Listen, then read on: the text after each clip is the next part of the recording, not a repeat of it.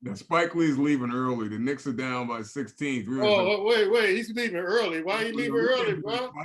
You can't do that. You ain't no real fan. No. Through. Make sure you take the back elevator too. You can't do that, man. And be seen on television leaving early. The least you gotta do is stay there and at least play and clap for the for the Knicks, bro. Spike trying to beat that traffic tonight. Spike's about the cameras. That's what that's about. That's what I'm saying, man. He's about the cameras. The Knicks was winning, he would be there dancing on the floor. He's about, and that's what it is, man. It's like, that's why Madison Square Garden can charge the money they charge and get away with it, because it's a tourist attraction. It's a tourist anywhere in the world. It's bad the Knicks been for the past 6-7 years. They sell out every game. Are you kidding me? Really? Ain't no way. One of the top earning franchises in sports. Yes. Yeah, he came back and sat down. They must have said something to him. But Spike came back. That was a bad look, bro. You can't walk out and leave them at this point, man. You can't. You can't. Somebody must have said something to him. Showing the banners. Yeah, you can't do that, bro. You just can't. I mean, they're playing hard. They're playing the best of their ability. Ride it out, man. Ride it out. Spike, your car's not going to be ready for another 30 minutes. Go back and sit down and enjoy the game. Sir.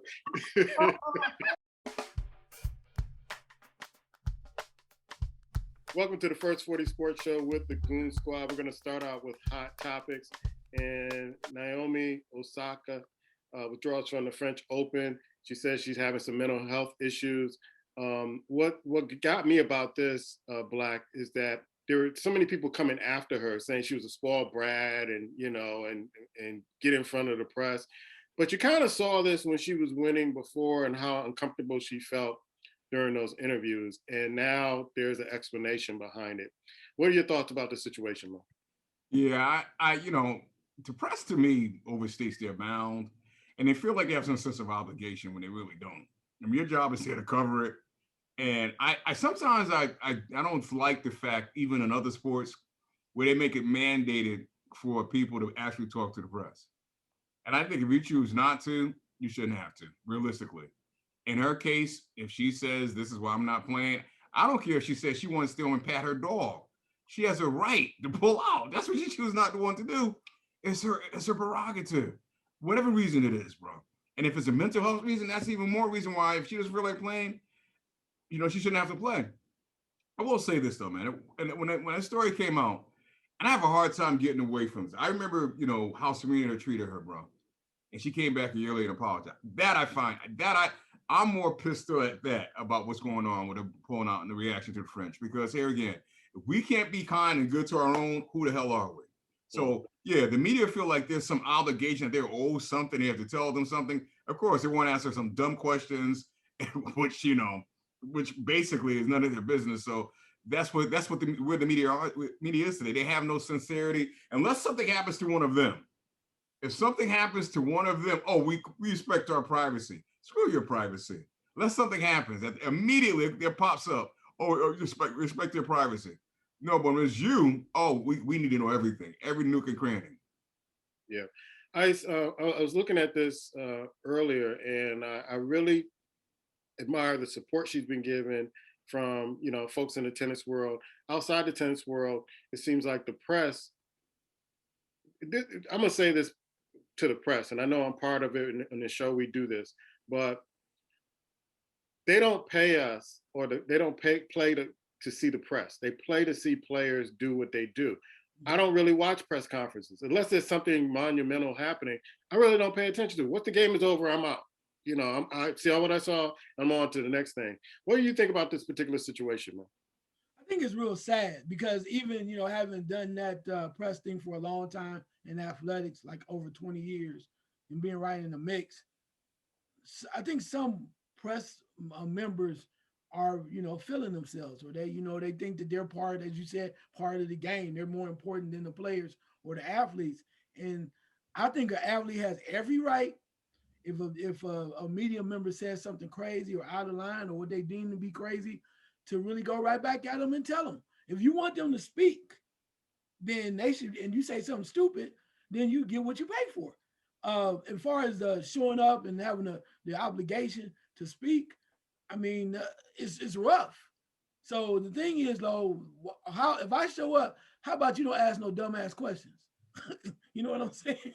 But at the same time, you get it all the time. You get guys talking about, well, and then here's the thing: when you start to evaluate a person's well-being, how they are emotionally, and that type of thing, you're going overboard. I Yeah. mean, we can talk about basketball. You can say, well, James is not a clutch player, whoever it may be. He can't hit the late shot in the game. Okay, that's cool, but that has nothing to do with who he is as a man. You say the same stuff about Kyrie. Kyrie can't do this and that, but why are you going after the fact that he got some emotional problems? That's what I have a problem with, because they're trying to find anything that they can to go after some of these people, because of the factor that a lot of these media types, not everybody, because I know some really good media guys been in the media, but there are some people that are jealous that it wasn't them to make it. And they want you to act a certain way. They want you to come across a certain way because they deem people with money or people with wealth or people with that type of stature should act a certain way according to them. But it has nothing, they don't understand that people are individuals. So for her, hey, she has some issues or whatever's going on, I'm out. And that's enough. That's enough. Who the fuck are you? You a media dude. I'm around this all the time. I ask a dude all the time. He say, we talk about basketball. And I ask guys like, well, he came up short. Yeah, he can't never do this. And I asked one guy one time, I said, let me ask you a question. You ever play ball? Oh, a little bit in the middle. You ever took that shot? That's what you mean. We down 3. We need a 3-pointer to go in to win the damn game. Have you ever taken that shot? Nah. Have you? Hell yeah. And I take it several times. So at least I have a little perspective on it. But until you're in that position or really understand that position, how can you go after them like that? Because you just an observer with a damn opinion. I'm gonna throw something in there real quick, Poop, if you don't mind. Go ahead. Race plays a part of this. If she was Jennifer Capriati, they wouldn't be saying that, bro. She's entitled to take a break. She's entitled to this. But at the end of the day, some of these sports reporters are tired of seeing black people make all this money and basically have options, bro. They don't like it. They don't like it. Here again, if she was Jennifer Capriati, I remember there's a woman that played in Serena's kickerboard all the time, and she made more money. And I'm not saying she shouldn't have, but when she decided not to show up and play half-assed, nobody said nothing. They said nothing. It's just that now she's the darling. She's the darling. So they want her to do exactly what they want her to do when she wants to do it. And for the most part, her pulling out, let's not forget, a couple of weeks ago, she was making statements about playing in the Olympics, that she wasn't going to go. She wasn't going. Let's not act like that didn't happen. And there's still reporters in this country that grew up loving the Olympics, think it's part of the American flag, which ain't got nothing to do with America, bro. It's all about money. If you want to get down to it, Olympics never had to do with this country. Never did. If you want to really get there, but let's not act like that didn't happen. So they're probably pissed off that she spoke out, and they don't like her speaking out. I commend her for what she's doing. When she's ready to be back on the tennis court, you do your thing. And also, too, when you talk about that money, you remember when the point where she decided wanted to be a kid, right? She wanted to be a young woman, so she took some pictures with her like in a bathing suit. They came after her. Like, you shouldn't be wearing that kind of bathing suit. What? She's 22 years old, and she want to show her body even if she's a bigger girl. What the hell? How dare you? How you dare you tell her how she should dress, how she should act? She's not doing porn. She's not doing anything that's too risque. She's just being a kid, trying to be a young lady, having fun. But you know what? When you play sports, when you're on a certain level, people feel like they know you and feel like they own you. And some of the media types are just like that too. They feel like they own you. They got a piece of you because you're a superstar. Now they can tell you what the heck to do. Yeah, and it's about money too, because I'm sure they're hurting in the pockets. Her not the number 2. Oh yeah, player, not playing, withdrawn. It's hurting their pockets. It's hurting their pockets. TV, the whole 9. They're not watching it. Yeah, definitely. Nice. I'm gonna go with you on the Boston Celtics changes this week, and just right after the game, right after they get put out with a gentleman's sweep with the Boston Nets, which I'll let you talk about a little bit later in the Killer 3. They make some changes. Danny Ainge is out of there. The coach moves up to the front office as general manager. I know me and Black had our conversation about this earlier. That's why I'm holding him second to talk about this. But Ice, what are your thoughts about this? And also Coach K retiring all of a sudden, like minutes after this happened, Coach K retiring, saying he should just leave right now. Don't wait till next year. Don't wait for the farewell tour. You know, they don't love you like that outside of Duke. Just go now. But your thoughts, man? Yeah, the Boston situation, it almost seems like it went too smooth. It was like done like real quick. It's kind of like, all right, we're doing this right now. And you're like, well, damn, if you're doing it like that, you just didn't announce that, right? Y'all didn't find it out last night. I think they were working on this and saying, hey, if this doesn't work out, here's what we're going to do. Because Danny Ainge said, hey, I've been trying everything I know, trying to move it around. It's not happening. Kyrie left. Horford, everybody, the younger groups, they have not been able to put together a winning team and keep it whole. So I think Danny Ainge is like, you know what? I'm older. I'm tired of this BS. I'm gonna move on. And Brad Stevens probably was like, they're probably like, look, here's what we're gonna do. And I would not be surprised if Danny Ainge, even though he said he's walking away, kind of be at the house going like, you know what? You need to go ahead and make that, making moves behind the scenes. And that's why Brad Stevens got a chance to move up, because you can't tell me he's not going to try to guide him, because that's the Celtic way. They went all the way back to Red Auerbach. That's how they move it. Red Auerbach was influential when they even made Bill Russell the head coach. They behind the scenes, they're calculated individuals when it comes to that franchise. And I know it's modern day, but I have a hard time believing that there's no way in hell Danny Ainge is going to be working with Stevens to kind of make some moves. And Stevens probably was like, you know what? If I don't do this or whatever, I ain't gonna have a job. So if you want me to move up, the players ain't listening. I can't get them. This ain't Butler. I can't get them to listen. I don't know what the hell. We went and got Kemba Walker. We made all these changes. So that's what you want to do? I'm with it. I just need money coming in. If I don't have to coach no more, some people like, well, he's a lifer as a coach. Dude, like, you know what? This mess ain't working. If you want to move, I'm gonna move into your office, keep my job, and still stay in the mix. I'm with that, and I think that's what happens there. The Coach K thing. You want me to say something? Let's hold off on that and then and come back to that, because I thought that was really ironic that within an hour both events happened. Okay. Black, your thoughts about Danny? I know you have it in for Danny. These conspiracies that you come up with, man. Can't help it. No, I got you. I live in the divided states. I can't help but think about conspiracies, brother. I think Danny Ainge, realistically, has done a horrible job being the vice president, general manager of Boston Celtics. He amassed a lot of picks. You think about it, he didn't really put together Kevin Garnett, Ray Allen, and Paul Pierce. He had much to do with that, in my opinion. They wanted to play together kind of early. They came, it happened. They won a championship. But since then, what has he done with that franchise?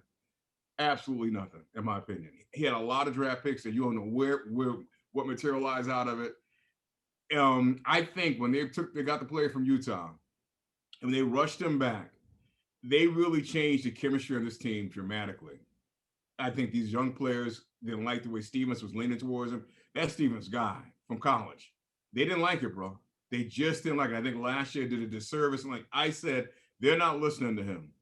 Tatum's going to get his, but overall, they're not listening to him, bro. They're not.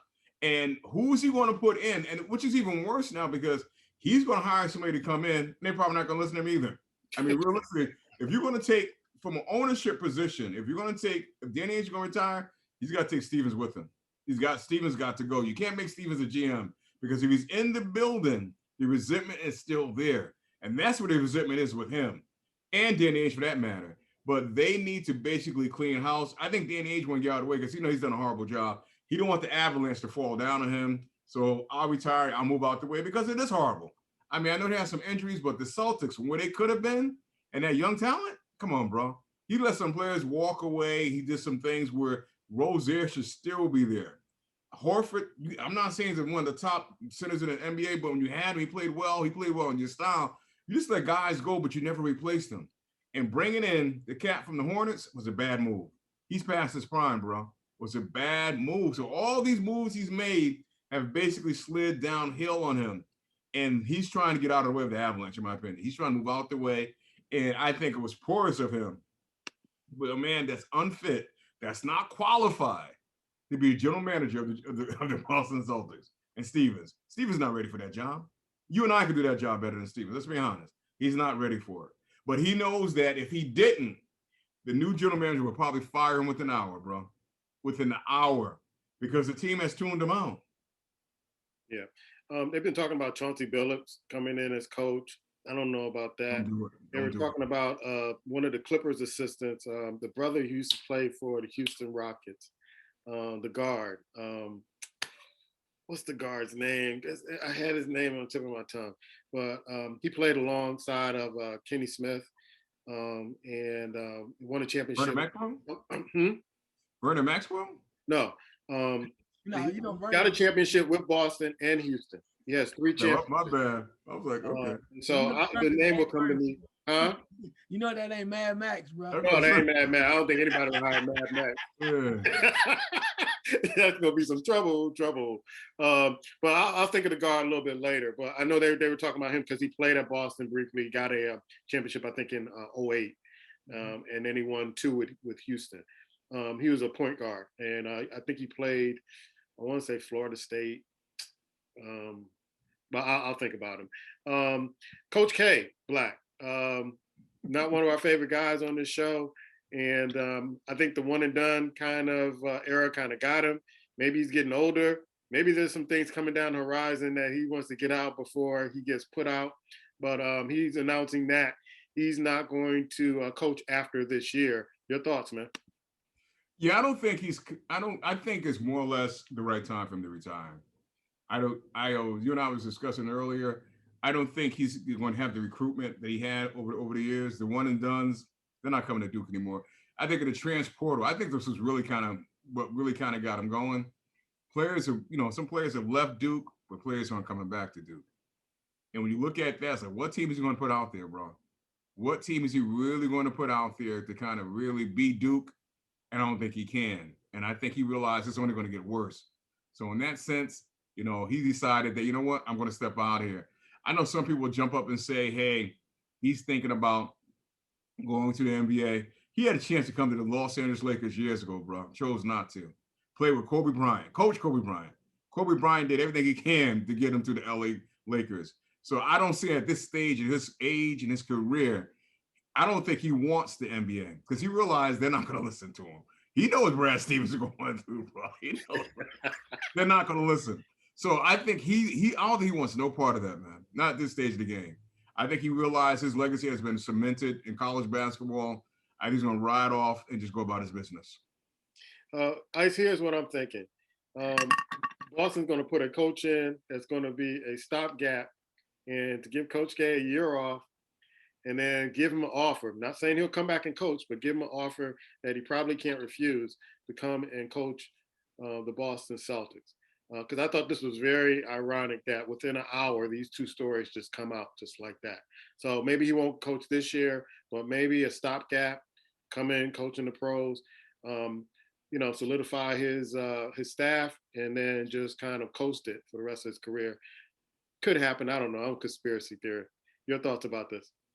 Yeah, I don't know if I can agree with you on that one, bro. Because I think he's just too old for that. I think he's older now. And you got to realize this is the guy that just recently walked away from USA basketball. That's like the creme de la creme when it comes to positions, right? He was the coach for years with that. And to walk away from that, then it's like, well, maybe I'll do a couple more years at Duke. And as all of the other things that are involved with these new leagues and this other stuff that's going on with transfers and kids not going the Duke way and understanding that Duke may not be the easiest place to get into as well, that he like, you know what? I don't want to start losing. This is not working for me. And he had a hell of a run. He's able to manipulate or whatever he did over there. And then it's not helping with the Zion situation, So it's like, now you got to come up with extra cash and you can't hide the money no more. That's what it seems to me. Can't hide the money anymore. So if you can't hide the money, it might be time for you to bounce and go on right up in the sunset, let them give you your leather jacket or your motorcycle, whatever, when you're at your different stops in your rocking chair and move on. Because basketball's changed. It is a money grab. We know it is. We know how these things are going on. A lot of more of the activity, undercover activities coming to light. And I know he does not want to be a part of that and be seen as part of the problem because he's always preaching how things should be and how much he believes in the system. That come back and bite him in the boo-boo. What does that look like for his legacy? So time is right. Bounce while you can. Yeah. You don't owe nobody nothing. He won gold medals. Everybody, most people respect and love him on that level. Then you better get out quick because if you don't, they bring out some dirt that Duke was passing among payments to Zion. Man, what? You know, when you definitely don't want to hear that. So he's like, all right, I'm going after next year. God bless you. Good night. Yeah. Yeah. Well, I'll believe it when I see it because Boeheim has been leaving for years and Syracuse. So I'll believe it when I see it. Yeah, but can I throw one about that real quick about Boeheim? Yeah. When you got a racket rolling somewhere, Syracuse is a whole different ball game. Duke is Duke. Syracuse, they still don't know how the hell they got Billy Owens or Carmelo. So, it's close enough in New York, but it's not really New York, right? However you do it. They got some funny things going on. You know how y'all do it in New England. Anyway, I'm leaving that alone. You said a racket. Is real quick, Black, is Connecticut considered New England or part of New York? No, it's when you look at New England, it does fall in New England. It does, but what New England, when you look at Connecticut, when in terms of sports, you got more Yankees, you got more Mets, you got more Knicks, you got more Jets.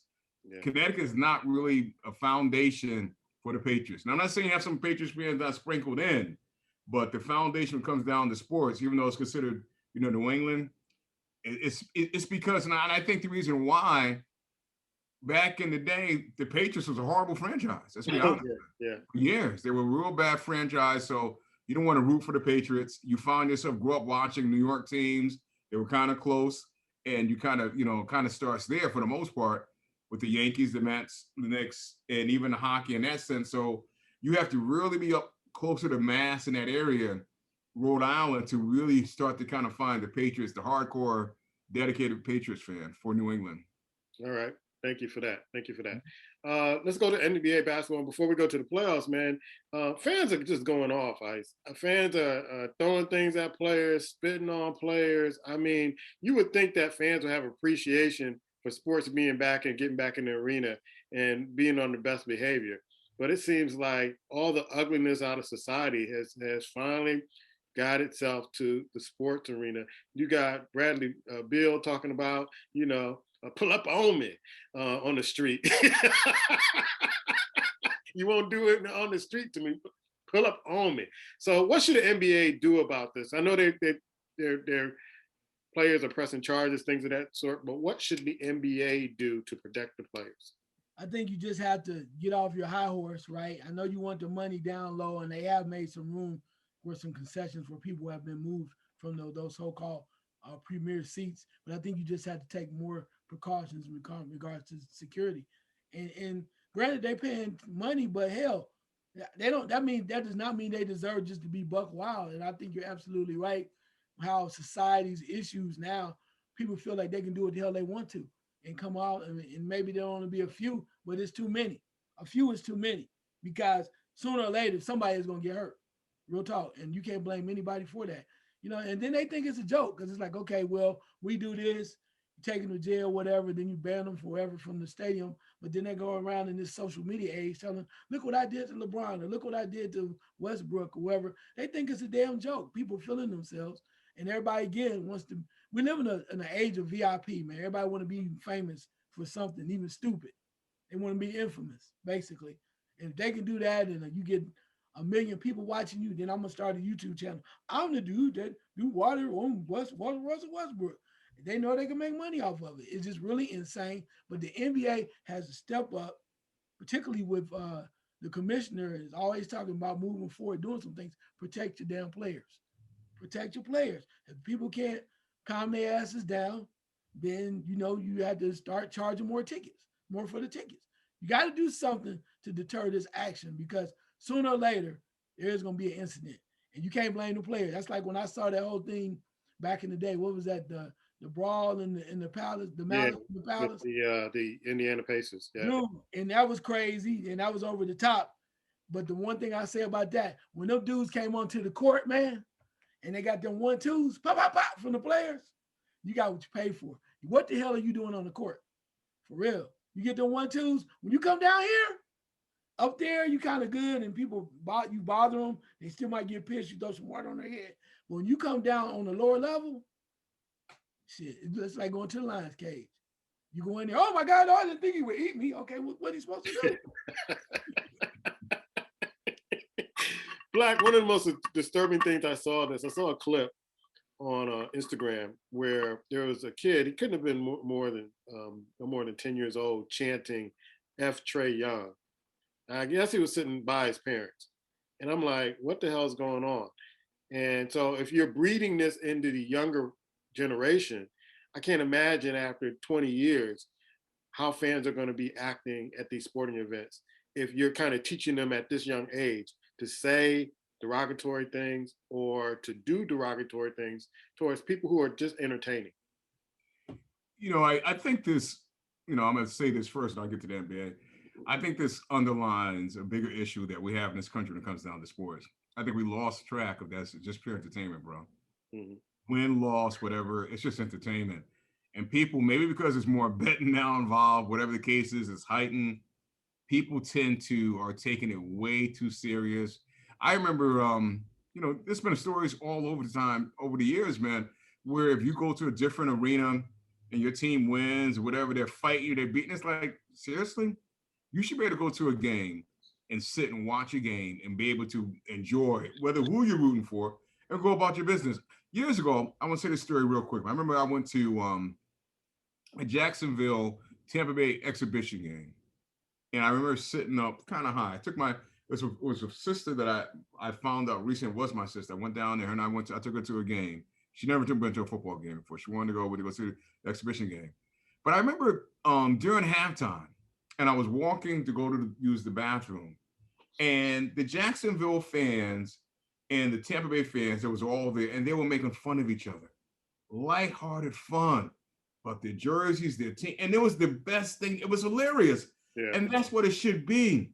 It should be you had a place to have fun. And it's like, I don't understand it. It just seems like now people go in, it's like they have a right where they get upset. I don't care what Trae Young does or did. It did not deserve to be spit on. And one thing that bothers me about this, and I'll get to the NBA real quick. You got NBA players coming out saying it's always been that way. Why didn't you say something in the past, bro? Don't come out now and act like it always been that way, because if it did, you were the fool for dealing with it. You really were. Now, in the NBA perspective, they're not going to do nothing, bro. They're not going to do a damn thing. They're not. If they're going to let it ride and let it go because there's too much money at stake. They need to clear out. There should be no stars, none, nobody sitting on the court closest to the game. Take those seats away. Madison Square Garden, anywhere. I look at Chris Rock tonight. Brother walking around with a suit with a tie. Who goes to a basketball game with a suit on, bro? Who? Yes, you're there to be seen. You're not there to watch the game. But that's money. That's money. That's the appeal. We forget how much the game itself got sold realistically on Jack Nicholson. Think about that back in the day. Jack Nicholson sitting at the court side when the Lakers were winning, how he sold the game. So they're not taking that away, but they're not going to do anything that's going to take it away. They got a couple of idiots throwing balls, doing this. I mean, water bottle. They're just going to let it ride itself out. You ever heard a commissioner come out and made a comment? They haven't come out, addressed it. Nothing. Nothing was said. So what are they going to do? Absolutely nothing. Because what's happening is the owners, even like in New York, you think the owner of New York cared that Trae Young got spit on? Yeah. You think Dolan cared? No. You really do. You think the owners around the league care about that? It's not an issue, bro. It's not hurting them in their pocket. It's not. So it's like, nothing will be done. We can talk about till the sky turns blue. If they punch one of them out, they suspend them. But from my perspective, it's nothing going to be done. Nothing. They'll ban the person after they've done something. Oh, he's got banned. He's not coming back in. So you already have his money. You going to give him his money back when you ban him? No. What I was really kind of not upset, but it bothered me a little bit that Trae Young didn't press charges. press charges, young man. I know you want to, be the, the face of the league and the face of the Atlanta Hawks and be the good guy. But if somebody spit on you, bro, it's about respect. It's about respect. So you should press charges. You should press charges. And maybe somebody wasn't around him. Maybe there was somebody in the Atlanta Hawk organization that said, we shouldn't do this, blah, blah, blah. No, press charges. Things like that happen, press charges. Make an example. Let's go to the playoffs. Black. Now, I thought Miami was going to do something in the playoffs, but Milwaukee is coming out and doing something different than they've done in the last 2 years. They finally figured out to put the Greek Freak down in the paint. And they got guys that can shoot and they're playing ball. This is going to be an exciting series with, to me, I think, with Milwaukee and Brooklyn, because I do think Milwaukee has some players that can D up that tremendous three that the Brooklyn Nets have. But I'll see what Ice says about that. But Black, give me your thoughts in your eye test about the playoffs so far. Yeah, this is not the same Milwaukee Bucks, bro. Realistically or not, it's going to be a real interesting series when they face Brooklyn, who basically the big three plays no defense at all. So I want to say after the conversation today, They don't play the defense. I mean, basically go at Harden, go at Irvin. He'll fall down, hurt his knee. We'll see what happens. Milwaukee, if you're ever going to do it, this is your year, bro. You're going to have to kind of sum it up this year and get it done. To keep win MVPs is one thing. To go win a title is another. And the Zeke Freak, to me, has to get it done this year, bro. He has to kind of find a way to put that team on his shoulder and kind of get it done. Because I think right now with Philly, look where they're looking, it's wide open for Milwaukee to go right to the finals. Why? I mean, I would be licking my chops if I was in Milwaukee Bucks. And Drew Holiday, bro, it's so funny. It took him a while to kind of find his place with this team, but that young man is playing, bro. He is playing some basketball. I want to say this. I don't think they're going to go any further. But Memphis has something brewing in that town, bro. Oh, yeah. Yeah, the Memphis Grizzlies, they put something together very strong. They're up and coming. They got a few changes. They're inexperienced, but they're on their way. I like Denver for the most part. I don't think they're going to do much, but the Joker is something else. And you and I was talking about this earlier, man. I feel sorry for Damian Lillard, because I admire the fact that he wants to stay in Portland, and I respect that. But, bro, your talents are being wasted. Talents are being wasted because you have so much dog in you and you're playing with a bunch of felines. You really are, man. They just cannot surround you, help you. There's nowhere in the world. I'm watching that last night, and this brother is popping off shots like there's nobody business. And you decide to pass the ball, and it was like it was a hot potato. They're doing this with it. Carmelo Anthony is wide open. He don't know what to do with it. It's like, seriously, you're looking at and it's sad because he carried them. And even though Denver won that game, that head coach made some bonehead plays throughout the course of that game. Bonehead plays. I think we'll come back to haunt him in the next series. Joker was coming down the court. My son and I were looking at each other like, you got to call timeout. It's a minute 45 left. You're up by 5 minutes. He's breathing. His tongue is out of his mouth. Why are you not going to give him a minute just to rest, man? Rest up. It wouldn't have went to overtime. Let him rest. And another point, Doc Rivers' son should not be dribbling the ball towards him.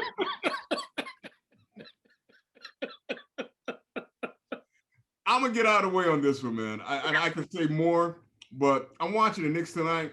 And the Knicks, don't get me wrong, bro. I respect what the Knicks have accomplished all this year. This goon basketball you're playing tonight is not necessary, bro. It's right back to the 90s. It's not necessary. Either you can beat them or you can't. Yeah. If you can't beat them, go get better next year.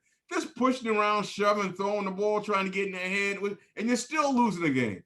You look like a bunch of idiots, bro. I'm sorry, man. You do. That's not the way I want to see the Knicks win the game. That's just not, bro. Randall, go inside. All year you're going down low, you're penetrating. Now you're falling a little fadeaway, shooting a three-pointer, man. Seriously. And we said earlier, some players basically get in the playoffs their first time around, they freeze up. And that's what the Knicks are going through. They're freezing up. But there's no reason to start pushing around and being a goon, bro. We don't need that. Leave the goons to us. Goons are us. Ice, give me your eye test of the playoffs, bro. Yeah, y'all started. I'm gonna finish it. Let's start with this series with Milwaukee and Milwaukee and Brooklyn. Milwaukee has improved, and the Greek Freak is now trying to play a little different. I think the big issue for them that's going to hurt them is DiVincenzo being out. I really do. I think he was really an integral part of that team. but they're gonna still try to get it done. But all I'm gonna say is, granted, Brooklyn may not play defense. Granted, Brooklyn may not be the team that you think they are. But I'm gonna say this: the big three or little three or small three, whatever you want to call them, dude, they dropped 104 points between three dudes, man. 104. And ain't that many Greek freaks in the world could stop all three of them dudes. Now you're gonna give Middleton his love, right? Got that. Drew Holiday too.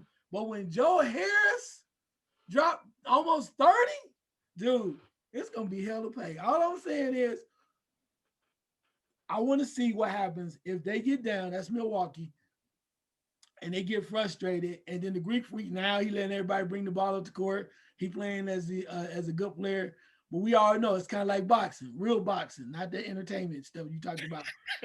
When you start getting hit in the face and that strategy you had ain't working, you resort back to what you know and feel comfortable with. And I think that's going to happen with them. We don't know. I think it's going to be a hell of a series, but I'm intrigued by it. I'm looking forward to it, for it to move on. Moving on, Philly and Washington, man. I mean, Philly's still trying to get it done without Embiid, but man, and that dude being hurt, and if he's limping, it's going to be a problem. I think the winner of the Philadelphia, not the winner of Brooklyn and Milwaukee, if he's hurt at all during the next series, it's going to be a problem, man. It's going to be a problem. So if they make it that far, because they really need him to move forward. But they've been playing well. I thought Washington was going to try to get it tonight. Doesn't look like that's going to happen. But Philadelphia needs to get this over with so they can get him rested. And I don't know how you get how you heal a stress fracture, whatever hell he got going on, or a meniscus. Return. How you heal that in a week? I want to see that one. I mean, seriously. I mean, and then be expected to play the way they need him to play. I mean, they'll probably still beat Atlanta if that's who it is. Probably beat them, but then you move to the finals, it's gonna be hell to pay. Atlanta and the Knicks. Let's just say this, man. Knicks got into the playoffs. They won one game, and as y'all said, it's really great for the franchise. They moving forward. I think it's a great building block. But my brother was telling me about your guy, Randall, and I was like, Randall is who Randall is. I try to tell you that. Randall, wait till Randall. Okay, well, we seeing what Randall doing. He's frustrated, but I think it's a good building block because at least Coach Tibbs came in, set some parameters around, start playing hardcore. Now you start to need to add some more pieces so they can start moving on to the next level. It was a great year, man. At least you went to the playoffs. I'm not complaining. I mean, I'm saying, right, for Knicks fans, for the Knicks period, I think it's a huge building block, and I'm not joking about that. So sometimes you just got to say, well, hell, that was a stepping stone, and we made a move, and it's a good move. So you go leave it there. Memphis and Utah, Memphis is just young, bro. And you mentioned before, Blackdoor mentioned about Milwaukee's time. I think this is Utah's time, man. If Utah gonna win it, the way collectively, like they say, they're the best fit right now to win basketball games. Are they going to? I'm not so sure about that because I think sometimes the friction between that team from COVID or whatever the hell is going on, they fall off the walls, and some of their shooters don't step up when it counts. I'm not sure they had the dog in them to win it, but if they do this their time. Like I said, Memphis is really good. I like the way they're set up with Morant and so many other players. I like the way that they play hard, but I just think they're young, and that's okay. But it's another building block, so that's cool too. Dallas and the Clippers, man, the Clippers just don't want it. That's all I'm gonna say. They don't want it. There's only one dude is over there playing, and that's Kawhi Leonard. Yeah. They don't play hard. They should not be this close with Dallas. Dallas, all they doing the same thing Denver did last year. They shooting threes, and they don't check out on the three. So I don't know. I think if Kawhi does stay, they need to blow up everything else and find some people that want to play some damn defense and be happy to be out there. I'm with you too on Denver and Portland. Man, Damian Lillard, bro. Dude dropped 55. Yep. 12 threes. What else can a motherfucker do? For real. I mean, and I look at McCollum, and I'm not really just saying it's all his fault. But dude, man, can you give me a little bit extra? raise your game up. I know we all talking about everybody love Melo. It's nice little comeback. Melo, we need you now, baby. We need you now. All that other, you going to the Hall of Fame. We need that shit now. Oh, you'll learn the lesson that we learned in New York about right. But I'm just saying, we hear all this, everybody talking about the comeback and the, all this. Okay, but when they need him, like last night, nothing. That's the honest truth. That's what you need him, but it didn't happen. And then, Phoenix, LA. I'm just gonna say, yes, sir. I saved that one for you. I served that up for you. I tried to tell y'all. Y'all laughed at me. Y'all joke, and I'm not sure they're gonna win. I think they will. All I'm saying is, I said Phoenix is hungry. When the Lakers are hurt and the glass man breaks down, you cannot beat them without the glass man. The glass man's gonna have to be there. And some of these other guys, and I was telling somebody earlier today, when you lose, and you can laugh, Rondo, McGee, and Howard, they came to play. You can laugh and say, oh, they bums, whatever. But that last year, they wanted it. LeBron wanted it because he set the playoffs out. Now, they full, man. It's like when you eat a dinner, big Thanksgiving dinner. And it's like, we need to go out there and do something great. You're not hungry no more. You're not hustling like that no more. And I'm not saying they ain't trying, but you're not hungry. You're not playing that way. Chris Paul's shoulders over here. His shoulders over here. And out there, and he's directing traffic, telling these Westerners to do. And you can't tell me Devin Booker, they don't got a damn attitude. Devin Booker said, I don't give a fuck about nobody. Shut up. I'm just saying. But that's his mentality. That's that dog mentality. They're hungry. They want to win.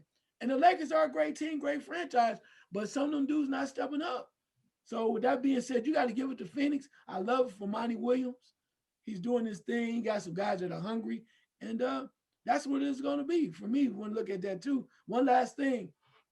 That damn Joker, bro. That Joker is nasty. If you don't like the Joker now, something is wrong with you. But I'm even the way that they're playing in general. But kudos to Phoenix. LA gonna try to come back hard as hell. It's gonna be hard to get that last one. They're not gonna just roll over, even without Anthony Davis. If he plays or not, LeBron's not gonna just go out on the sword like that. He's gonna try to really work real hard. But last but not least, I'm telling you, Phoenix is hungry. You got hungry dudes. Bridges is hungry, right? You got guys that just want to be there. Crowder, like, ain't nobody scared of y'all. All these dudes is just like Cameron Johnson. They hungry, man.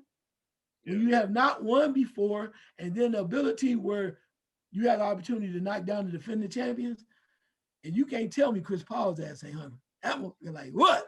He's ravenous. Speaking of Chris Paul, there's some things that you can count on the playoffs in the NBA. You can count on Chris Paul getting hurt, Embiid getting hurt. I think Charles Barkley came up with the funniest nickname for Anthony Davis. He calls Anthony Street Clothes Davis. Yeah. He's going to get hurt.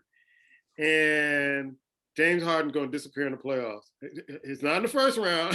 he's going to have a disappearing act somewhere along the line in the playoffs. That is yet to be seen. Yeah. It will happen. It will happen. Every year for the last 6 or 7 seasons. Okay. He disappears.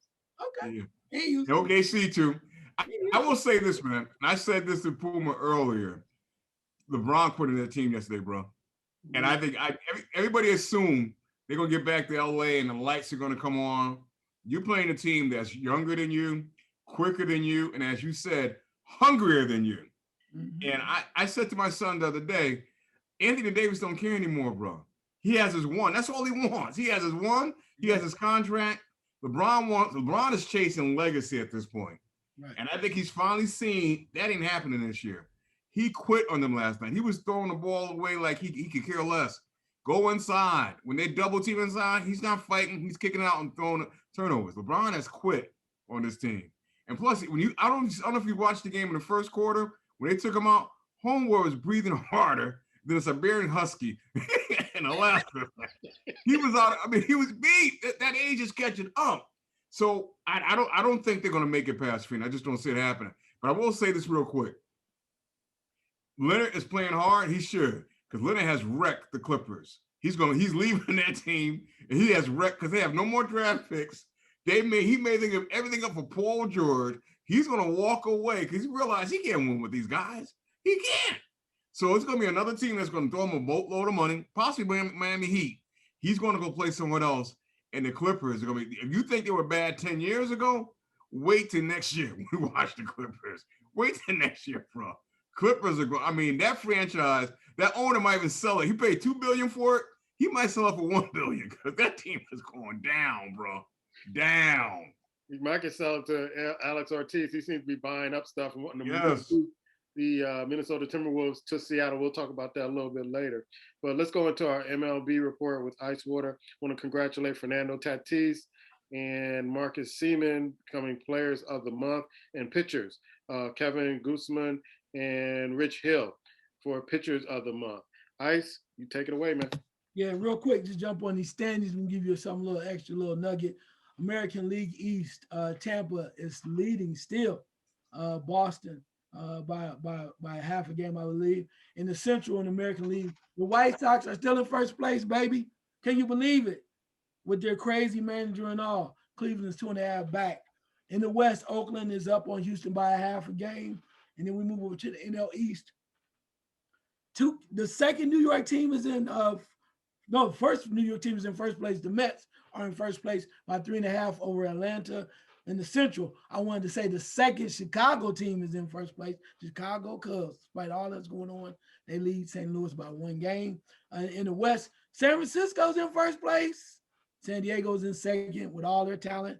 And the overpaid Dodgers are in third, 2 behind. I want to give you a few things real quickly, looking at some leaders at possible MVP candidates. Vladimir Guerrero Jr. for the Blue Jays is playing straight ball in the American League. He leading the categories through 7 major categories, either leading or tied in 7 major categories in the American League, doing real well. Favorite right now for Cy Young is the man that just keeps getting it done. That's Jared Cole, New York Yankees. They paid him, and he's earning his money in the right way. When you look at the last 2 months, he has a 1.78 ERA, and the dude is averaging 12 strikeouts, man. 12 strikeouts a game. That's some ballerific stuff going on right there too. Also moving over in the American League, when looking at the National League, Jacob deGrom is really playing well for the Mets. A pitcher, 8 starts. He has an 0.11 ERA in 8 starts, man. Dude is really making it happen. That's very impressive. MVP, we got to look at Fernando Tatis Jr.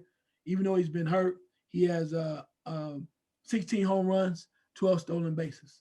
So a lot is going on. And when we talk about Vladimir Guerrero Jr. as the MVP over in the American League, that's taken away from my dude Ohtani, who just is balling straight out. But Guerrero right now has been more consistent, as I said, leading or tie for 7 of the major categories in Major League Baseball offensively. Okay. Wow. Black, did I see this right? The sister who got insulted by a coach, they were hugging it out last night. No, don't tell me that, man. Don't tell me that. I didn't see that.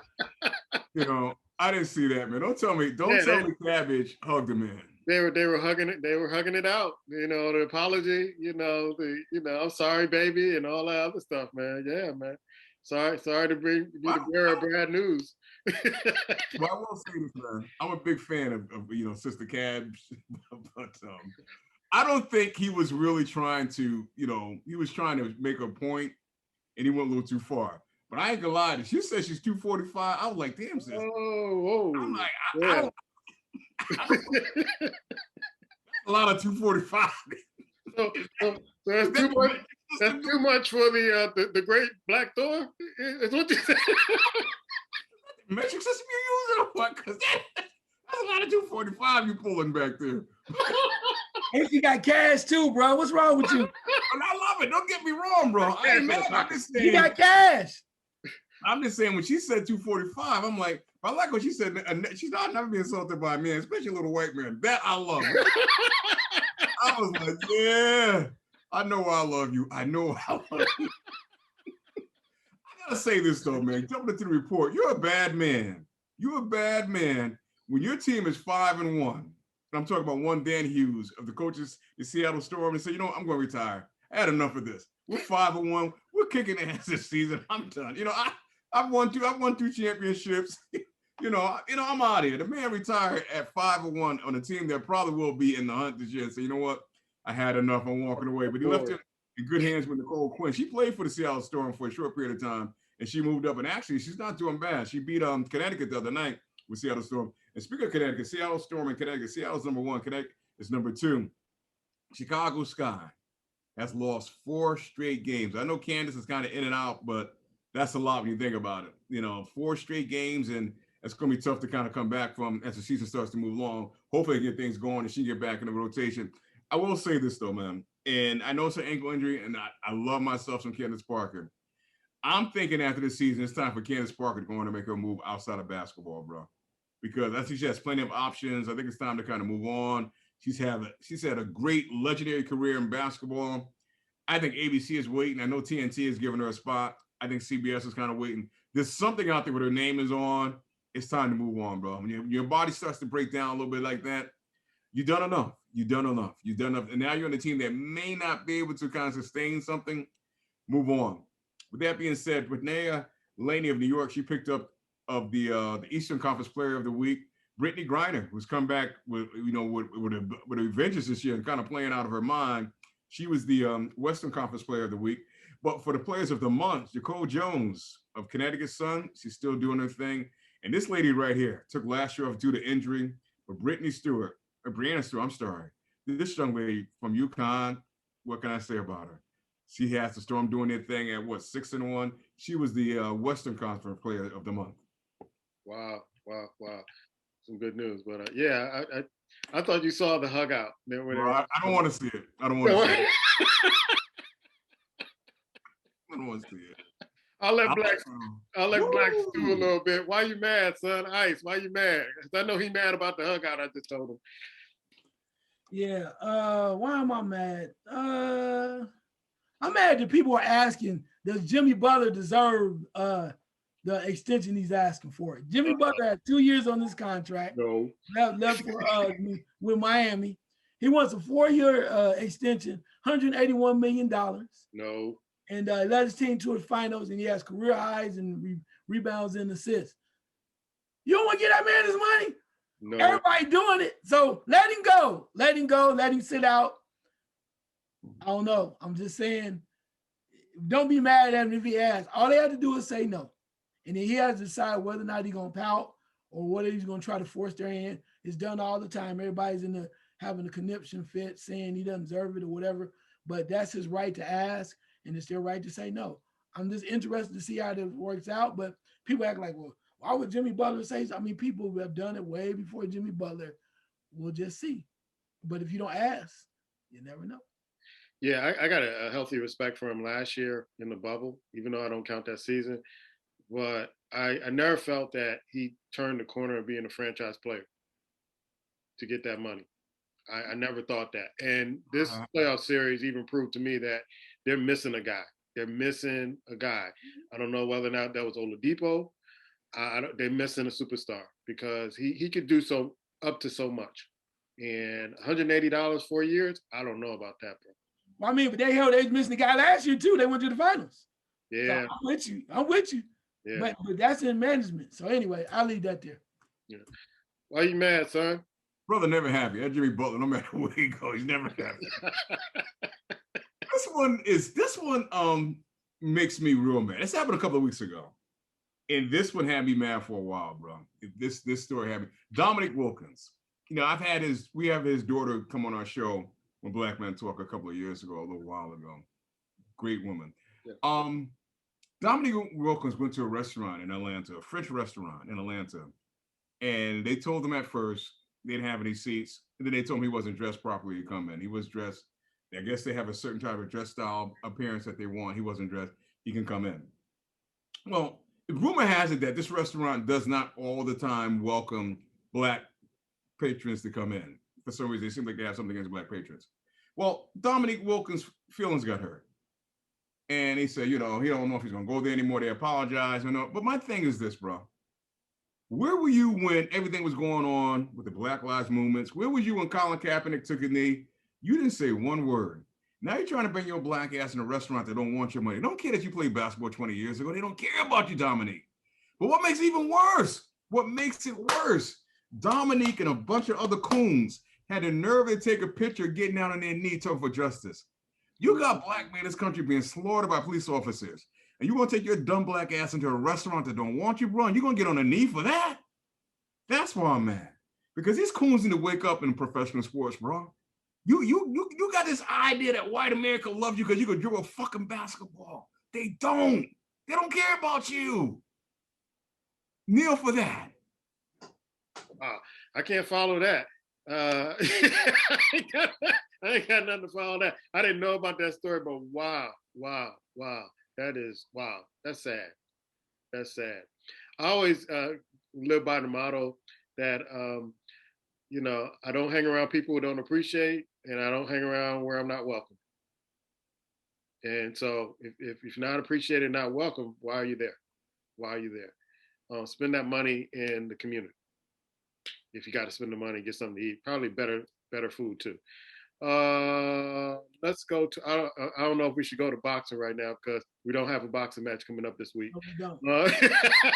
We talked about boxing last week, the two big fights that I'm looking forward to. So let's go to questions from the squad. Ice, what's your first question? Yeah, my question is, you guys mentioned earlier, we talked about it, but the Boston job is open. Who should get the job, man? Is it Mark Jackson? There you go, starting stuff. No, I mean, legitimately, the former Spurs coach and former player, one of the first names he brought out when they had him on the thing, he said Mark Jackson. I'm just asking, who should get the job? Black? I think that it's going to be a guy from college. I really do. I think Brad Stevens is going to bring in someone that doesn't threaten his authority, doesn't make him feel inferior. And that can't be a past NBA head coach, bro. There's nobody he's going to bring in. I think that's, Mark Jackson, of that nature. I don't think Mark Jackson's ever going to walk the sidelines as head coach again. Let me just put that to rest. I just think it's going to happen. Definitely not in Boston. I don't see that happening. They'll toss his name out, make it feel good, but I don't think Mark Jackson, I think he's been away from the game a little too long. We spoke of some of the reasons why he's not NBA head coach. I don't think it's going to happen. But, it was interesting. I will say this, man. I was listening to Skip and Shannon the other day, and I didn't realize when it comes down to basketball, man, Boston, the Celtics itself has a lot of good black history on that squad, bro. And we take it for granted what goes on in that area. I like when Kyrie Irving spoke about what could happen there. Jaylen Brown came out and said some things, what goes on in Boston. But the Celtics themselves, the organization, bro, has done some good things in terms of black folks. I can't knock them with that, but I don't think Stevens is going to hire a guy that basically is going to make him feel like, I'm smarter and better than you as a head coach. For that reason, I think he's going to go to coach a no name, maybe somebody from Butler. Sam Cassell, who I was thinking about earlier, who played for the Houston Rockets. He's been an assistant for the Clippers for about 10 years. And they're saying that he may be one of the guys that they're looking at, as well as Chauncey Billups. But it's going to be kind of intriguing to see who they pick. If they get a stopgap coach, an assistant that's been on the staff already and waiting for the guy that they really want, probably make some moves with Boston, kind of reshuffle the deck, so to speak, with Boston, and see if they can get some players that can play with some of those, the young talent, especially Tatum. Tatum is a superstar, man, and he needs talent around him to play with. So I think if they get a stopgap, then I'm looking for them to get a bigger name for a coach that has some experience and championship experience that can come in and really shape that team. But if the two candidates that I see, that I don't think Mark Jackson is going to be in the mix, but I see more so Sam Cassell, because he did play at Boston, has paid his dues with the Clippers. And also Chauncey Billups, who has expressed some interest in coaching and wants to coach the Boston Celtics. But Ice, what do you think? Mark Jackson gets the nod? Of course, he's gonna get that job. No, yeah, right. No, I don't see that. Unfortunately for him, I mean, but hell, if the Van Gunnys can get a job, anything's possible. But not in Boston. One of the names that we have mentioned, but I think he might. I'm not sure if he'll take it or if they really would seriously consider him. But Jason Kidd, man. Yeah. You know, you think about that. I mean, Jason Kidd is point guard, has been around, been waiting his opportunity with the Lakers for a minute. I mean, hey, what's Boston trying to do? And I mean, if he brings the right staff in, he did win a little bit when he was in New Jersey. So he has won, but is that work for Boston or will they go off and get somebody else? Who knows? There's a lot of ties to Boston. And maybe they bring back somebody like a Rick Carlisle, right? He leaves Dallas and comes over and takes over takes over. You think Rick Carlisle would leave Dallas to go to Boston? Dude, are you gonna win a championship with Luka? I would take my chances before Boston. Huh? Possibly. Yeah, I would take my chances with Luka than going with Boston. Yeah. And plus, too, I mean, why he probably would not leave Dallas is also Mark Cuban loves him. He can do no wrong. Yeah. They won a championship 20 years ago, 10 years ago. He's still riding on that. You're right. He could do no wrong in Dallas. He would be a fool to leave Dallas unless the wheels come off because Cuban is fond of. And realistically, Cuban doesn't really care if they win another championship. No. He just wants to be on the sideline and act like an idiot. So it's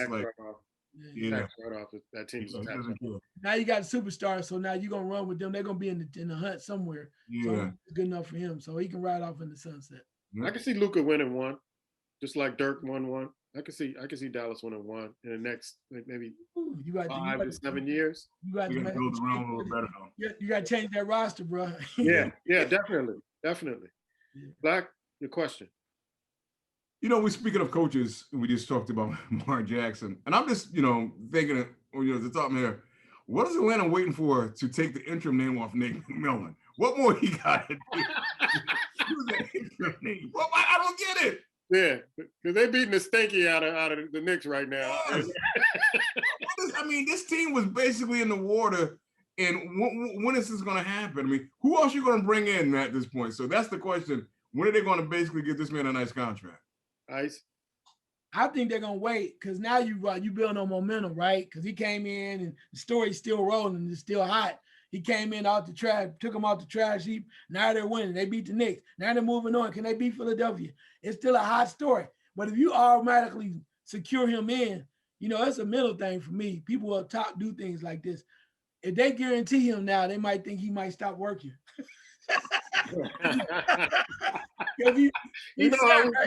You know how we do. I got a 7-year contract. I don't give a damn what y'all do now. I ain't working this hard now. You know how they do. It's that mentality, bro. For real. So it's like, you know what? We gonna reward him after the year. But damn it, right now, let's just keep it going. Don't let him keep your finger right on the pulse of the action. We gotta keep telling him we need to keep working hard. Keep working hard, Nate. Keep working hard. Because we want to consider you, but there's some other possibilities. We have been looking at Jason Kidd. He's like, all right, guys, come on. He wants that job. But nah, man, it won't happen before the end of the year.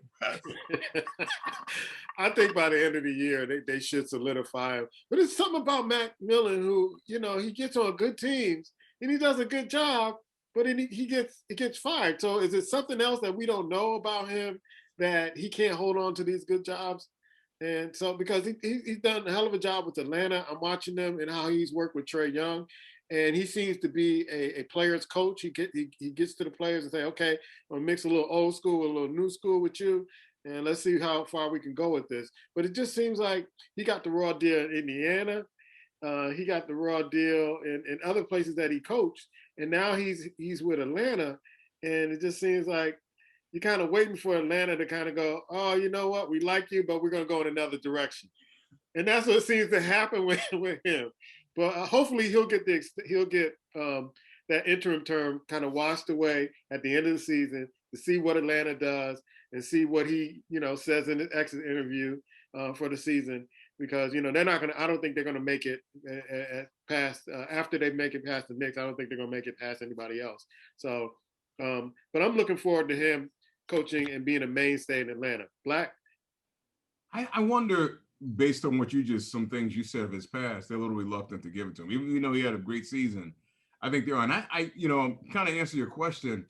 I don't think Nate McMillan, to me, has learned from one position to the next. I think his coaching's always kind of been good, but I think he needs to reach out to his players a little more. He doesn't seem like he's a personable guy. And I think that at some point, was especially with this younger crowd, man, you got to learn to communicate with these gentlemen, man. You just can't basically, even sometimes if you look at him in the huddle, he doesn't even look at him. At some point, you got to be able to kind of make it personal with these cats and let them know, you're in with them. You feel for them, whatever. That personal relationship, I don't think he knows how to kind of really build. And I think what happens is at some point, a lot of these teams he's been with, they start to tune him out. Don't pay him any attention and don't play hard for him. So he's got to find a way to win these cats over, just not on the winning on the floor, but sometimes elsewhere. You got to find a way to kind of basically build those relationships. And I don't think he knows how. I just don't think that's his knack. All right, question for both of you. Alex Rodriguez wants to move the Timberwolves to Seattle. Good move or bad move, Ice?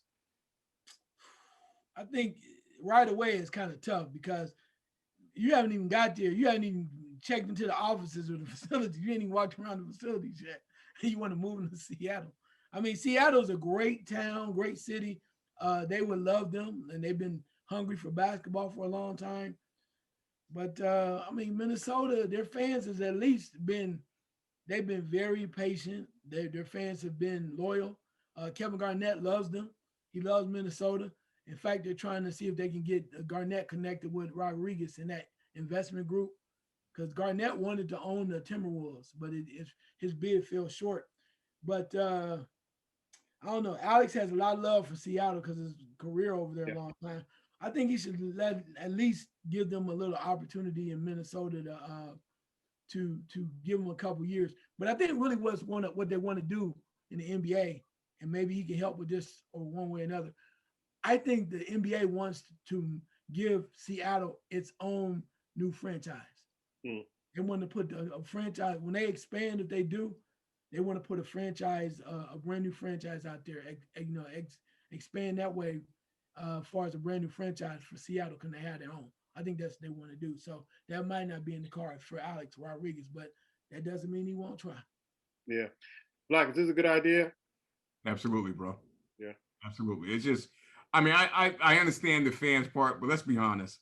Baltimore Ravens and Indianapolis Colts told us a long time. It's not about the fans. It's about where you can go, where you're going to get support, where you can make money. Yeah.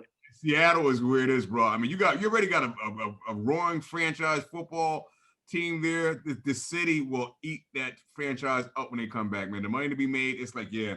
I mean, nothing against Minneapolis, but if you flip a coin to me which one I go, I'm taking Seattle night and day, bro. They've been there long enough. It hasn't worked. It just hasn't worked. Nothing against the fans. It hasn't worked. It's time to move on. You have to kind of move that franchise to where it can be more popular, sell some jerseys, do some things. And Seattle will be the spot. Seattle should always have had an NBA franchise. Yeah, let's think of it. Should. It's just Minneapolis is not a place, realistically, for an NBA team. It's not. It's just not. It's like putting a baseball team there. It won't work. It just won't work, man. Seattle, yes, I can't be mad at A-Rod. I'm not a fan of him. He did. Well, he was with J.O. for a little while, right? Yeah, okay, I get it. But no, Seattle's definitely a good move, bro. I can't be mad at him. Not one bit. Yeah, I think people would be more inclined to watch a NBA game with a Seattle team than think about it. When do you ever watch a Minnesota Timberwolves game against anybody? Mm-mm. Who wants to go play there? Yeah, and they haven't got it done in the last. I mean, they've been a franchise there for a long time, and they really haven't got it done. I mean, they may have had a few playoff runs, but that's it. And so, yeah, nothing against the fans in Minnesota. To me, Minnesota is a football town. Minnesota Vikings, that's it. It's a football town. Basketball is never going to overtake football there. But you put, in the West Coast games, late night, Lakers against Seattle, Golden State against Seattle, you want to watch those games. You want to watch those games because even for old school guys like us, we remember the Supersonics. Oh, yeah. And the great times and the great championships and the great kind of feelings you got there with Jack Sigma, Freddie Brown, Dennis Smith, Lenny Wilkins, to bring that back, would be great, and bring those old school guys back to give their blessings for the franchise. Oh man, that's all they need. That's all they need. And I they had twin guarantee. jerseys. Yeah, and I guarantee some of the best jerseys in sport. Yeah. And I guarantee once Seattle gets them again, they ain't letting them go this time. They are not letting them go this time because they've been thirsty for basketball up in that part of the country for a long time. And you just recently visited there, but I mean, yeah. Yeah, Slick Watts, Slick Watts, yeah. Watts, Downtown Freddie Brown. All right. Hey, look, Wally Walker. Yeah, they have, yeah. And what's my boy? Marvin Webster back in the day. Marvin Webster, yeah. Lonnie Shelton, baby. Lonnie Shelton. I love the old school Supersonics back in the day. Yeah. So before we get out of here, any other topics or questions you want to bring up, Ice? Yeah. Are you gonna watch the event tonight? Logan Paul, 6'2", 200 pounds. Floyd Mayweather, 5'8", 150 pounds. The event, the exhibition, all of the hype. Will you watch? Black? No.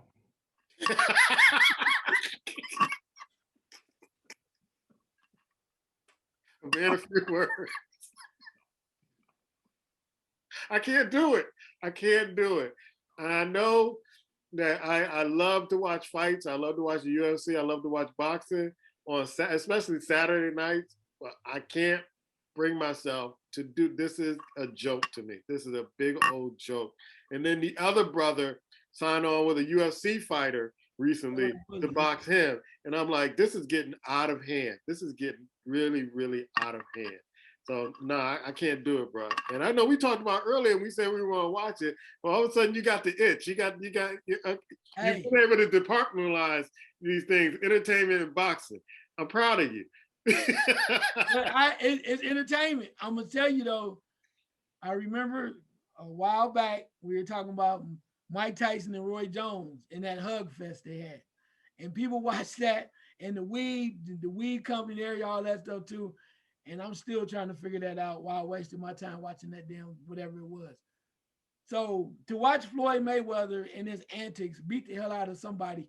Now when and I wasn't gonna watch at first, but then I saw the size of this dude. I'm like, Floyd is 5'8", 150. This dude is 6'2", 200 pounds. He gonna whoop his ass. I cannot wait to see a big dude get knocked down. We'll see. You'll see it on the highlights. That's what I'm watching. When I saw the size difference, I was like, man, you know how big, if we catch him, how big he gonna fall? That's what I'm watching. And then on Fire Stick. They just need to have Snoop Dogg singing, Precious Lord and all that, like he did in the last fight. Black, you got another question? Yeah, it was a story that came out a while ago, about a week ago. It was this Chinese, I think he was Asian guy that applied for an NFL head coaching job, and they told him he was the wrong minority.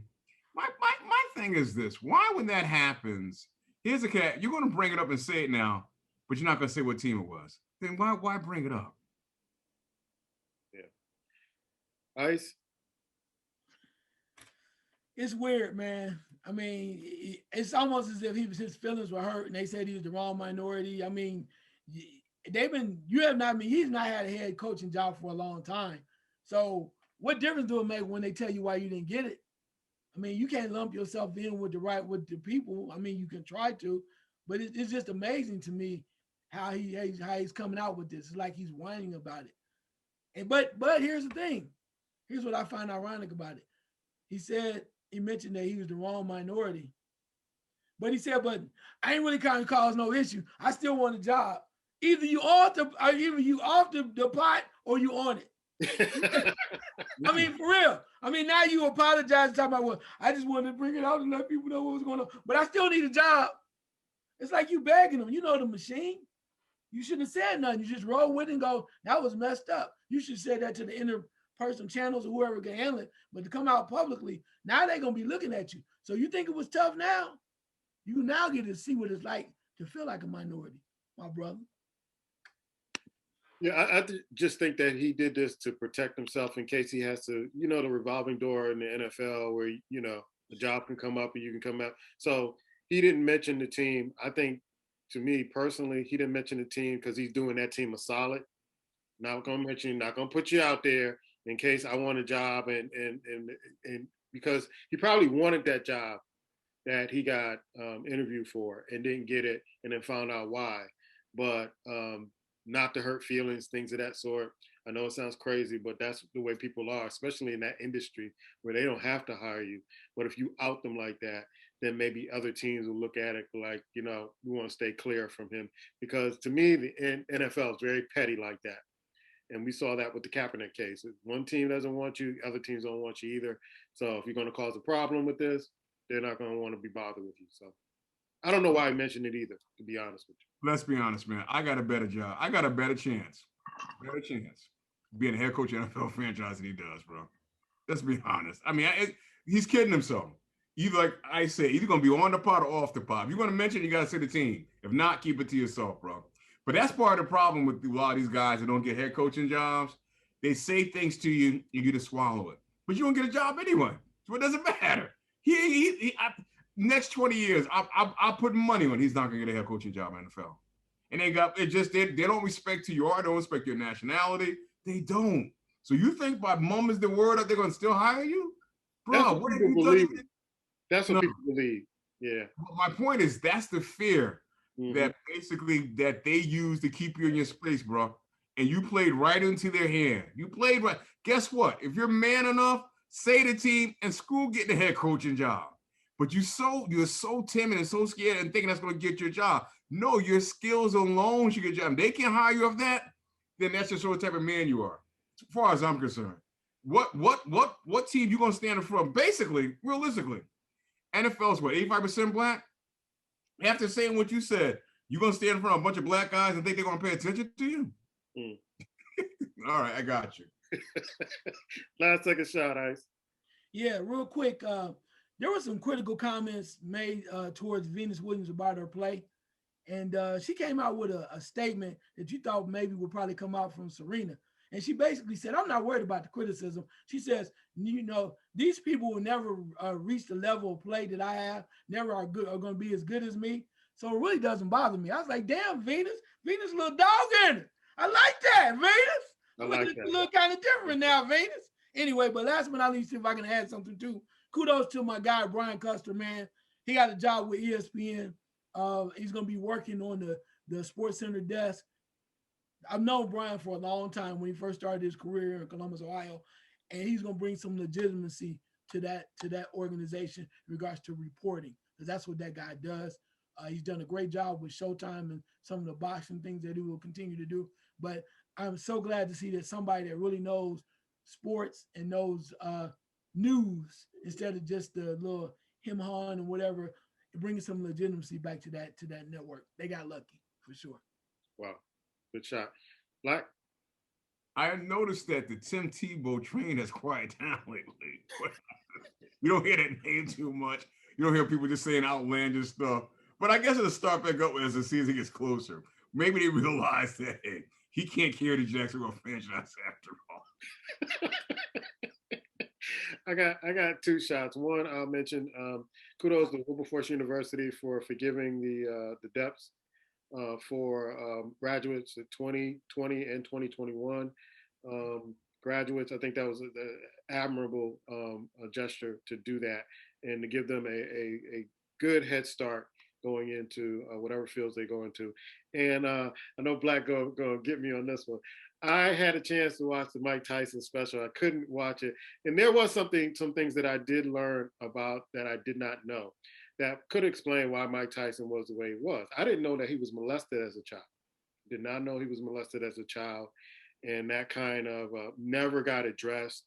And he got to the point where I'm never going to let anybody get near me or hurt me or touch me or molest me again. And that kind of shook me because it's like, okay, man, maybe that explains some of the erratic behavior he had, the suicidal behavior he had, and all this other stuff. And hopefully he's in a better place now. One of the things that made me think about is that how we tend to vilify greatness. So we root for people to become great, and once they become great, we root against them, and we can't wait for their downfall. And I think we need to watch out for that that, you know, the same people we're rooting for and wanting to be successful, then I see that in the society and even in families and friends. You root for them to get successful, then you pray for their downfall. And we need to watch that with these sports athletes and just kind of just be in the presence of their greatness, what they do on the field, and you know, off the field stuff is off the field stuff. That's our show. We'll be back. Check out our overtime where we talk about different subjects and topics. We will see you next time.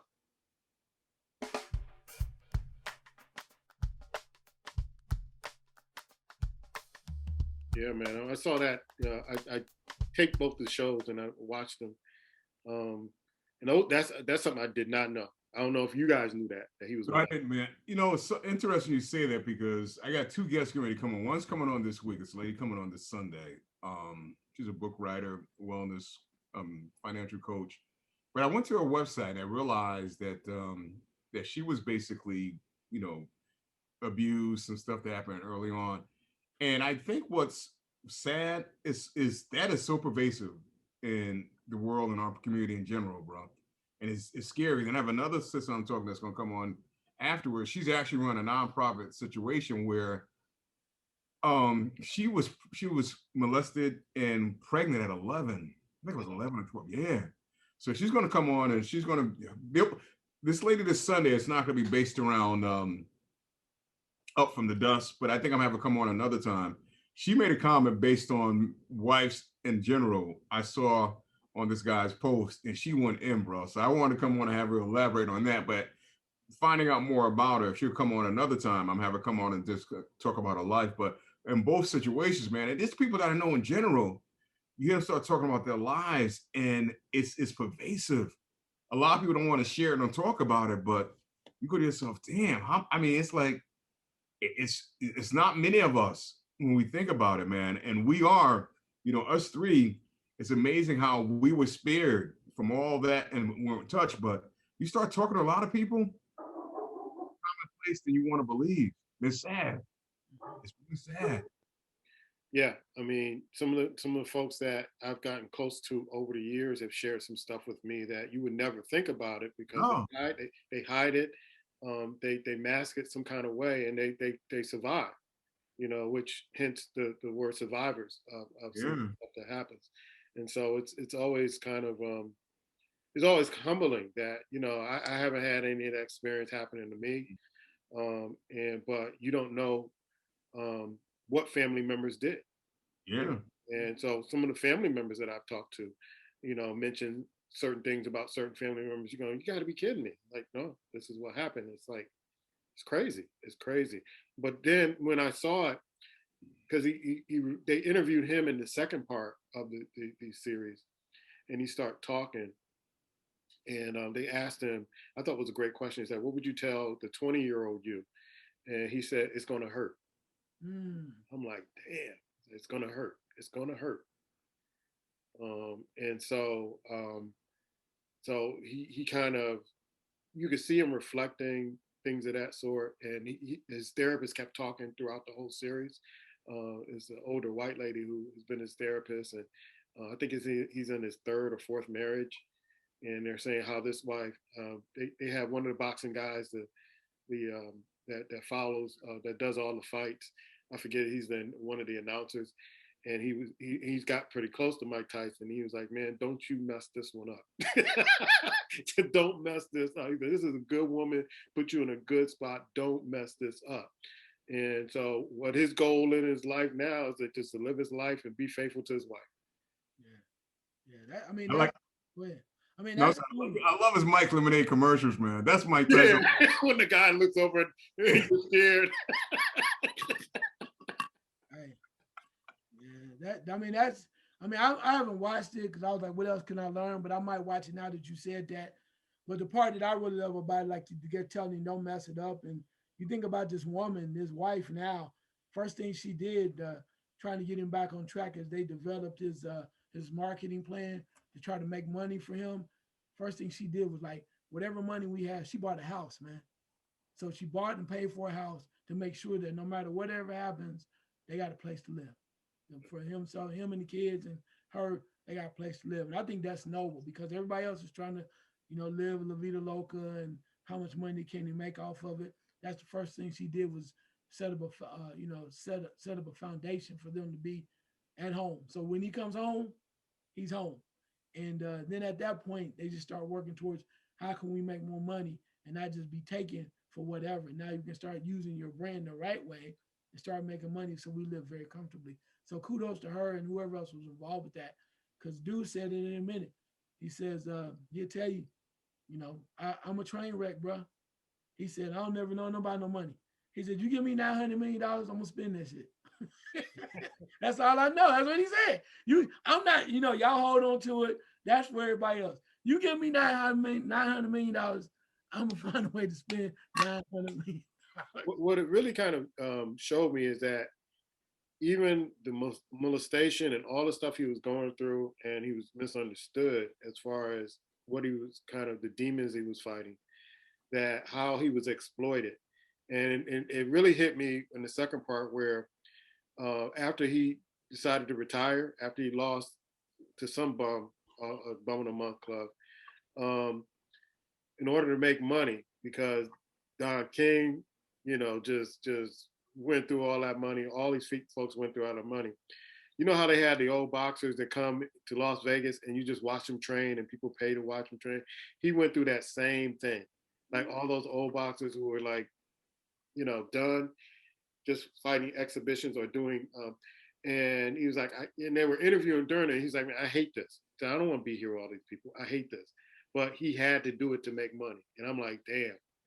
He's a boxing savant. He's a historian, and he fell into the same traps with everybody else. But that's how they do. The one thing I say about that is, and I know everybody's talking about the devil, demon, Don King, but the one thing nobody talks about is when he was with Gus and they was with Bill Cayton and those guys, they were taking 30% of his damn money. They were taking his money too. That's bullshit. I mean, as much as you vilify Don King, brothers shouldn't do all that. I get all that. But do not let them get away with that. Your mama don't deserve 30% of your money unless you want to give it to her. Real talk. Seriously. I'm serious, man. When they never talk about that. Yeah. We're trying to help talk about that. Gus is gone. We're trying to keep Mike in the best in safe arms. And motherfucker, you still taking 30% of my motherfucking money. Come on. Yeah. Mm-mm. I will say this. I'm gonna go back to the molestation thing because I heard this years ago, man, and they were saying that a lot of the women that strip, I don't know about currently now, but the majority of women that strip and do porn were molested at your house as kids. Yeah, some of them, yeah. Yeah. When you think about that, you're like, damn. It kind of puts a new light on things sometimes, bro. It really does. And as men, sometimes we overlook that stuff and don't care, but you think that, because you look at porn as a porn woman that's doing porn, you say to yourself, what would drive a woman to? I'm sure some women don't mind, but realistically, what would drive a woman just basically get paid to go sleep with men? Yeah. What has she been through? So it's interesting, man. It's deep. Yeah. It's just real deep. It's like she detaches herself from that. She knows more about the making the money. Yes. So it's like you detach yourself from the trauma. Yeah. Okay, if they're gonna pay me to do this, then I'm gonna put my real self somewhere else, and I'm just going to do this for the money. Yeah, man. And when you talk to sex workers, I call them sex workers, whether in porn, prostitute, whatever, that's what they say. It's like, this is a job for me. Mm-hmm. This is a fantasy. This is what I do. My real life is over here. And so, but it gets to a point where they can't detach anymore. Mm-hmm. And that's where the struggle comes in. Like, this is kind of consumed my life, and this is what people think of me. And how do I get out of this now? So, yeah, because I think that's where you see a lot of them need some type of substance, something to kind of get them removed from that. Like, okay, if I'm drunk enough, if I'm high enough, I'm in the out of body experience. That's not me. And when it's over. Then I wake up, I'm back to who I was or whatever person I was. But that's kind of like an alter ego type thing, and that's what they do. I think a lot of women in the strip club do the same thing. They go, that's why you see the wigs and you don't know who they are because that's the character. Yeah. And that's how they treat it. I dated a woman who was she was a former sex worker, and she was telling me at some particular point that she doesn't remember a lot of the different things that she did. I'm like, you don't remember? She's like, no, I don't remember. She blocked him out. Because she was either drinking or she was, she was in another state. But she's like, people will come up to me and like, hey, I remember you from, I don't know who you are. It's like, that's deep. But from the mental standpoint, something that you don't really want to deal with, that's possible to black it out. We all do that. Yeah. Yeah. Something that was so traumatic. People like, oh no, you can't do that. Okay, well, hey, some people like, do you know anything? I don't want to talk about that. Nope. They don't want to address it. Yeah. Crazy, man. Yeah, it was because when it took her a while to tell me that's what she used to do in her past, and she was like maybe 10, 15 years removed from it, but she was like, if you ask me about some of the stuff that I did, I don't remember. I do not remember. I'm like, damn, beautiful woman, beautiful spirit, but you could tell she had some demons that she was dealing with, and at that particular time, I think she had gone through some counseling, things of that sort, but from time to time she would go back and speak to a person that, was their therapist. But it was just amazing to me that she just did not remember. Yeah.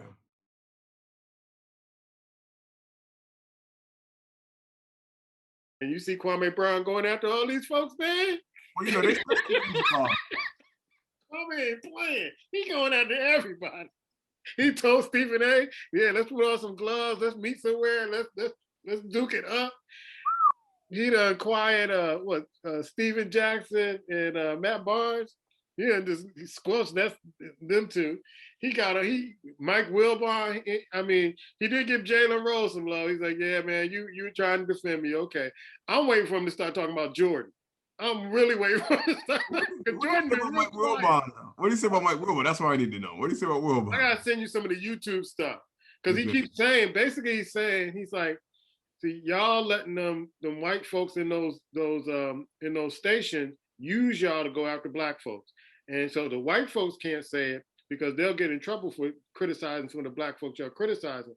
But they use you to do that. And he's like, y'all thought I was gonna be quiet about it. He's like, y'all talking about stuff 20 years ago that I did. And now I'm coming back after you. So he ousted Charlemagne the guy. He killed him, bro. Killed him, saying, yeah, I know about you molesting that girl, that you quiet the case up. He going after everybody. Went after Matt Barnes, calling him Becky with the good hair. It was like, you give the gas money to get your kids to school to Fisher. Oh. I ain't saying nothing about Kwame Brown. You cool with me, bro? Kwame going after like Stephen A. Like they letting him kind of be that Negro up in ESPN talking about folks and stuff like that. And he said, you said, I don't have a problem you talking about my basketball skills and all that stuff. Would you make it personal? He said, I'm coming after you. And they woke up a sleeping giant. He went after. Got a point there though. Like I was saying earlier, if you talk about what they did on the court, whatever, that's fine. When you start going into their personal life, that is something else, man. Like he told Charlemagne the guard, he said, so I talked to my lawyer and they told me that I can only say certain things, but I can't say this. He said, you pleading to a lesser charge, messing with a 15-year-old motherfucker. I was like, I can say that. Because you did do that. So you can say what you want to. I had to correct myself. So is that okay to say that you pleaded to another charge, a lesser charge with a youngster, a 15-year-old motherfucker, so you wouldn't go to jail? Can we say that? And then Charlemagne the guard came and apologized to that dude, man. Went on the show, and dude was like, you went after my dad. He said, you may have said something about my mother and my father. My dad messed around with never having children out of wedlock, whatever it was. He said, my son didn't even know that. And that's how he found out through you. And they from around the same area, right? Yeah, South Carolina, yeah. Yeah, he like, you already know. And he said, that's how you gonna come for me? When you messing with little girls? Hell no. I was like, woo. He's firing people up, man. And he told your boy Steven, he said about Steven Jackson, that was crazy as hell to me. He says, oh, so you want to really go there, Steve? We know the real deal. You can't get no women. Only way you get women, you got to buy bags and fly women into Atlanta. We know what's going on. Come on, they go to strip clubs, paying, tricking. I'm like, oh. I've seen when Jackson said it. Hey, dude said, we know about you, Steve. Yeah. If you fly, only way you getting chicks, you flying them in, you buying bags. You buying expensive bags. Rachel Nichols, he got on her. What do you say about her? I can't say too much about you because you're a lady.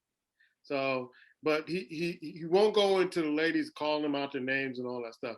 But he was like, you put them up to this stuff. He said, and I remember when you interviewed me back in the day, you were very disrespectful. Stephen A. even apologized. Yeah, but the way he did it was kind of corny. Yeah. Probably said he was a scrub, and he like, well, I know I'm a scrub, but what about you in basketball? It was corny. I was like, dude, that's how you coming at this now. Now you trying to make a joke out of it. I ain't messing with Kwame. Yeah. I sent you some. I thought I sent you some on YouTube. He got a YouTube channel. I didn't get a chance to look at it, but Yeah, that's enough for me right there. That's enough. So he's a country boy, and you think that Southern draw makes him stupid? He ain't stupid at all, bro. That bro is woke. Yeah, because he said, Matt Barnes, he says, the problem is you don't belong to nothing. You don't know if you're black. You don't know if you're trying to be, he said, you're too white to be black. So you're trying to be hardcore. And you're not black enough, so you can't roll this way. So you got to be hardcore, like you one of them angry ends. That's what it is. That's why you all psychotic and everything like that too. He said, but the other thing too is when you look at it this standpoint, you just mad and you angry. He said, but I ain't mad at you. He says, you don't belong to nothing. You don't know whether you white or you black. He said, I'm a Geechee. I don't have a problem being a Geechee. I'm good with who I am. He said, but you don't know who you are. That's why you let that man take your woman. He said, imagine this.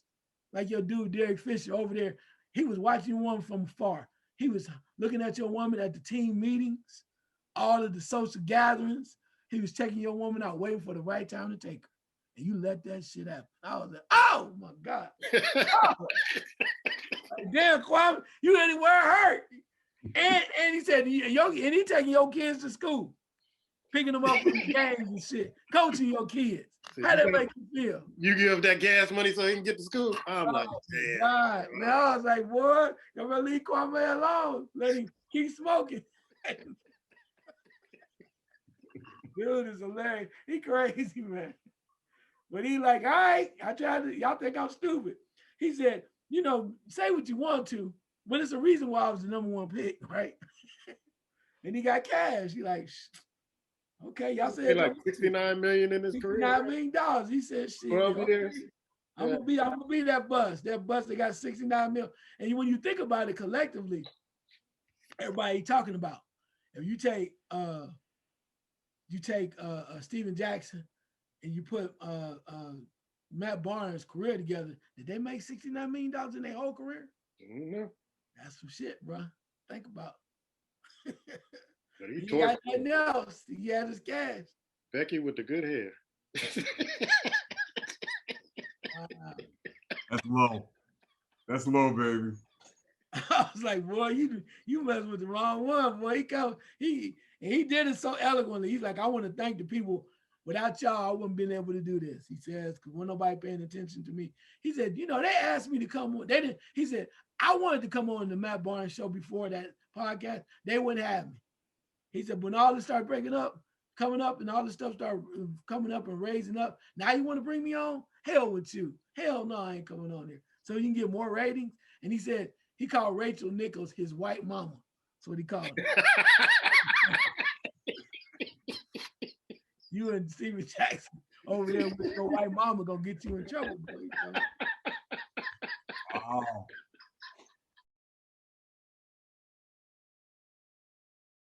Are they gonna give me my money? That's all I want to know. They're gonna give me my money. Listen on my brother. The horse test positive twice. Can I get it? Can my brother get paid? That's all I'm asking. And he got the race again. That's some bullshit. Hold my $50 back. That's all. Let it go. Okay, this ain't racing to them. This is money. Let it go. I want my daddy's records. Let it go, man. I honestly placed a bet, and that wasn't the horse, and he won cheating. I want my money back. I think they got a lawsuit going, so you might be able to, you know. Is this the hot topic right here? No. Okay, I didn't know. because Ice sent me that story like a few hours ago, and I just busted out, started laughing because he's like, "Here we go again. You're gonna be coming up again." Yeah, I want my money back, man. The horse racing is a scam. just let you know how serious it was. Bob Baffert, the trainer, Hall of Fame trainer, right?